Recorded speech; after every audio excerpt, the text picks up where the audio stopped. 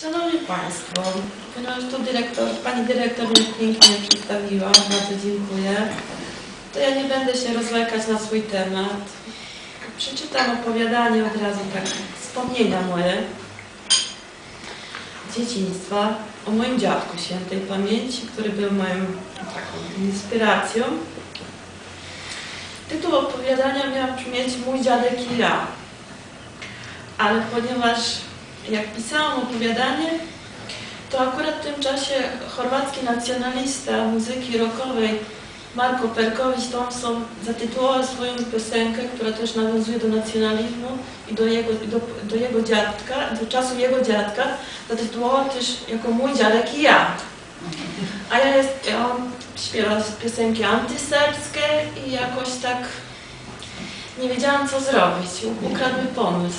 No to zatytułowałam tytuł opowiadań brzmi 4 pory roku z dziadkiem.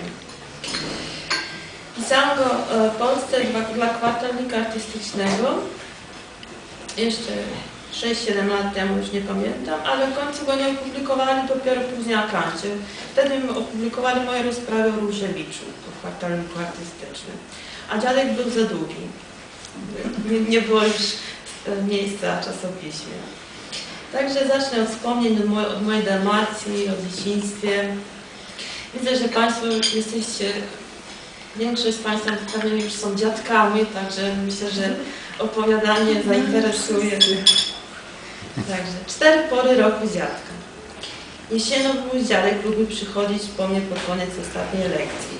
W ciemnożółtym płaszczu i czarnym berecie na głowie. Na jego wysokich i chudych ramionach wisiała niebieska torba. Mówiliśmy, na nią plała torba i wszyscy rodzinie wiedzieli, że chodzi o babę dziadka. Stał zawsze dumnie wyprostowany pod cyprysem rosnącym za szkolnym murem i czekał aż wyjdę. Dzwonek 6 po południu. Dzień jeszcze długi. Biegnę wraz z innymi dzieci i szukam jego uśmiechu. Od razu, gdy mnie zauważył, rozkładał szeroko ręce, witał ciepło i czule wołając. Diko moja, czedo moje jabłko. A diko moja to znaczy, to są hipokrystyki.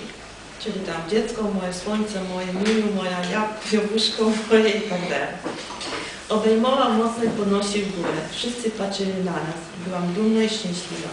To był mój dziadek, mój wielki i wieczny dziadek. Brał mnie za rękę i tak wyruszaliśmy na wycieczkę do Wienicy przy zbliżającym się migranie. Dziadek był najmądrzejszym, najcieplejszym człowiekiem, jakiego kiedykolwiek znałam. Zawsze, gdy mi o czymś opowiadał, na jego twarzy rodził się uśmiech. To były wzruszające i majestetyczne opowieści nasycone wiedzą o dawnych czasach i pełne osobistych wspomnień. Nawet wtedy, gdy przechodziliśmy obok cerkwi świętego Mikołaja i cmentarza, bałam się, że zmarli mogą stać z grobów i mnie straszyć. Chociaż i tak nigdy nie trzęsłam się ze strachu, bo w moich wyobrażeniach były to sympatyczne dusze w czerwonych dalmatyńskich czapkach. Nie wiem akurat dlaczego czerwonych. Może dlatego, że wtedy był to bardzo popularny kolor, albo dlatego, że dziadek Sako, który w tym czasie zmarł, chodził w czerwonej dalmatyńskiej czapce. W drodze spotykaliśmy mnóstwo wieśniaków, którzy pracowali w ogródkach albo gonili stada kóz lub owiec do okrasu. Witali nas serdecznie, pytając dziadka o wnuczkę. Byłam też szczęśliwa i zawstydzona, gdyż odpowiedź dziadka zawsze brzmiała, a to moja ulubienica. Dziadek przez całą drogę opowiadał mi o swojej młodości, dawnych obyczajach i życiu. Jego opowieści mogłam słuchać bez końca. Często zadawałam mu pytania, choć odpowiedzi mogłam samo wydobyć spośród słów lśniących jak najcieplejsze słońce dalmatyńskiej jesieni. Często w swoich opowieściach powracał do czasu II wojny światowej. Był dzieckiem bez ojca, który zmarł, gdy dziadek miał 3 lata.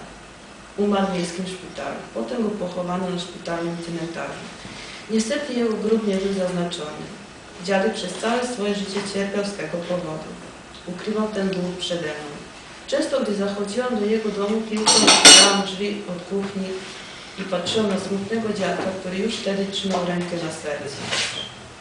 W dzieciństwie mieszkał z siostrą i matką w starej kamieniczce, z której wyprowadził się dopiero po ślubie. Trzymali w niej potem kozy. Podczas II wojny światowej prababcia za wszelką cenę starała się chronić dziadka przed mobilizacją do włoskiej armii. Miał wtedy 16 lat. Od dnia, gdy włoska armia ogłosiła mobilizację takich młodych chłopców jak on, babcia zaczęła owijać mu czoło białą chustą, tłumacząc żołnierzom, że jej syn jest chory. Dziadek zawsze mówił, że armia włoska nie była zła. Strzelała tylko wtedy, gdy to było konieczne. Włoscy żołnierze współczując choremu chłopcu przynieśli słodycze i lekarstwa. Prababcia szczęśliwa, że nie zabiorą na fronta jej jedynego syna, poczęstowała z jajkami rakiją. O godzinie 19 dochodziliśmy do winnicy pełnej dojrzałych, słodkich winogron, fig i brzoski. Rosły tam również krzewy figły. Zbieraliśmy owoce do prawej torby, dziadek przy okazji sprawdza winogrona, policzając dni do winogrania. Winnica, która należała do dziadka, miała swoją duszę, inną niż pozostałe. Do niej zawsze lubiłam wracać, ale tylko z dziadkiem. Dzisiaj już się tam nie ma, mojego dziadka również. Jest tylko penący się chwast i pustka duszy. I strach przed moimi zbieraczami winogron. Może kiedyś zasadzę tam swoją winnicę, ale ona nigdy nie będzie tak piękna i wesoła jak ta ze szkoły. Często, gdy wracałam ze szkoły, rzucałam plecak i biegłam do dziadka. Najczęściej zastawałam go na podwórku goniącego staga kóz do krasu. Nie mogłam się doczekać, kiedy będziemy tam ja i dziadek. Gdy tam docieraliśmy, siadaliśmy na dużej skale, by mieć kozy na widoku. Obserwując je, często dochodziłam do wniosku, że kozy są większymi filozofami niż owce. Wspinają się po skałach i po karłowatych drzewach wytrwale i ze spokojem, by osiągnąć cel swego życia, którym, jak mi się wtedy zdawało, było zdobywanie pożywienia. Ta wspinaczka często kończyła się raną lub nawet wpadnięciem do głębokiej dziury. Była jednak dla nich wyznaniem. A owce to tylko leniwe zwierzęta, które skupią sobie trawy na łące i to im wystarczy do szczęścia i zaspokojenia z wszelkich potrzeb. Pasą się lub leżą, nie szukając większych wyzwań. Gdy już tak przez jakiś czas siedzieliśmy, dziadek wyciągał filarkę. Jego muzyka unosiła mnie wprost zachodzące słońce. Jesienne zachody są dla mnie wciąż najpiękniejsze. Budzą wspomnienia, tęsknotę i specyficzny sposób działają na zmysły. Docierały do mnie melodie innych pasterzy, ale nie wzbudzały tylu emocji, co fujarka dziadka. Zawsze prosiłam dziadka, żeby grał głośniej, by cały kras należał do nas. Przy okazji zbieraliśmy owoce dzikiej róży, które dodawaliśmy zimą do herbaty. Opijaliśmy nią ogromne kanapki robione przez dziadka. Ledwo mogłem je przegryźć, ale to mi nie przeszkadzało, jadłem je ze smakiem, bo były robione przez niego. Zimą dziadkowie zawsze mieli w winnicy zapas zmielonej kaszy kukurydzianej i kwaśną śmietaną. Przychodziłam do nich z kuzynostrym na śniadanie. Dziadek gotował kaszę, a babcia robiła sos ze śmietany. Jedliśmy wszyscy z jednego garnka, przegryzając cebulą. Po śniadaniu w niedzielę oglądaliśmy filmy partyzanckie. Było nas chyba z 15. Nie mieściłam się na wersalce i krzesłach, dlatego ja zajmowałam najlepsze miejsce pod słońcem, na kolanach dziadka.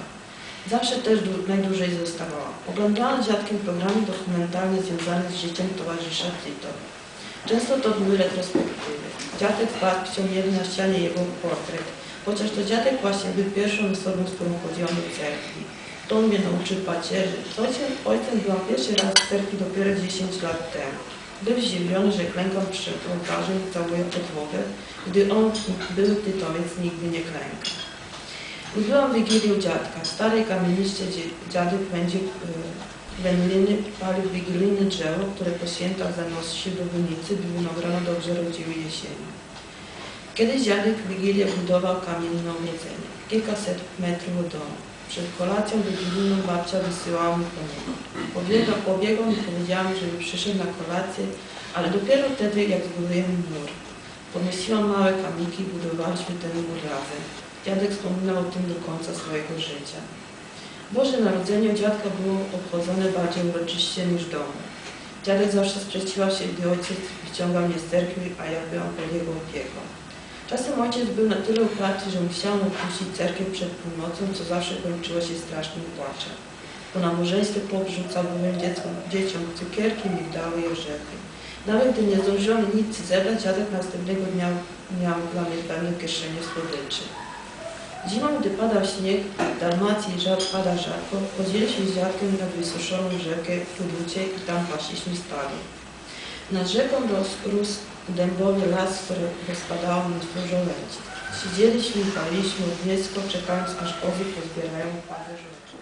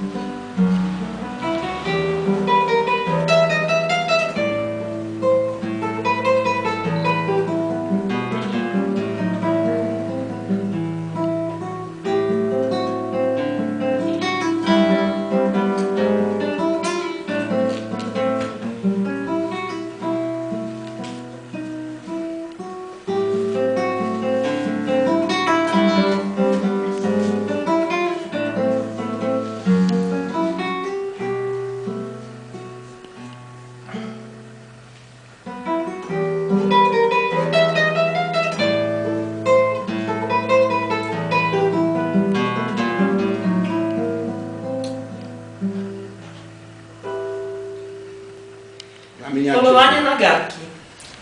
Kiedy mnie wołasz, czujesz się powołana do gotowania obiadu. A te kwiaty, co kupujesz, gdy nadchodzi pora, żebym ci o tym przypomniała, to problem wielu kobiet. Aleś ty słodki, tyś. Tak męski, współczesny, nieklasyczny z klasyką kieszeni. Romantyczny, opitym winem opowiadasz mi o czołgach, śmigłowcach. Tyś to mężczyzno, najsłodszym batonem nadziewanym moim obiadem. Pewnego dnia wśród garbu pod górą Cegorską. Teraz w oryginale. Teraz w tłumaczeniu na serbski. No. Pisała go pani po polsku, a teraz ja jestem filologiem, więc wie pan. Poliranie lonaca. Kada mi sudiš, osjećam se osuđena na kuhanje ručka. A to cvijeće koje kupuješ, kada dolazi vrijeme da te na to podsjetim, to je problem mnogih žena. Kako si sladak? Ma ti. Tako si šarmantan, savremen, neklasičan sa klasikom u džepu, romantičan, opijen vinom. Pričaš mi neprestano tenkovima, helikopterima. Ma to si ti, muškarčina, najslađa čokoladica nadjevana mojim. Wojna owiec. Ogólnobalkański strach. Gdy moja mama przeczytała Harlekina, gdzieś w lesie wybuchła mina. Sorki orki to nie rymowanka. Na minie stała owca mała i zmartwychwstała. To nie paradoks. Sąsiad, właściciel owcy, zgłosił ten fakt na policję, która przyjechała zaraz marazm. Ogłosili stan zagrożenia dla wszystkich owiec. Parole, hasło. Nie wypuszczać owiec, grozi wybuchowiec. To nie przesada. Wszystkie owce zadrżały, o życie się bały. Ale sąsiad mister Stary sprzedał owce na fanfarii. Kto będzie teraz stawał na minach? Poszukujący wrażeń czy nocne wampiry? Pisarka z XIX wieku wypiła mocne piwo przy barze. Uciekła nie płacąc za rachunek. Biegły za nią drzewa. Schowała się w pędzelku malarza i tam napisała powieść. Otrzymała za nią Nobla 100 lat później. Była to zgrabna powieść jak dziewczyna, pełna pietruszki, marchewki, siebie, soli, depresji. Główne motywy to kapelusz pasażera, maszyna do pisania, łacińskie sentencje o ramkach, luksusowa sukienka stara około 200 lat. Po rzeczkach kochała się z malarzem. Pewien akademicki profesor ruszył ku krzakom. Później prowadził naukową konferencję. Jako wybitny uniwersytecki dyktafon puszczał głosy różnorodnych pozycji agresji. Wyły i wieśniaczki doprowadzały do porządku południe. Czesząc włosy zasadzały naokoło winnice.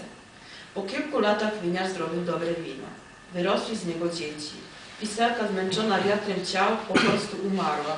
Malarz jako seksualny Romeo zaniósł obraz do redakcji Playboya.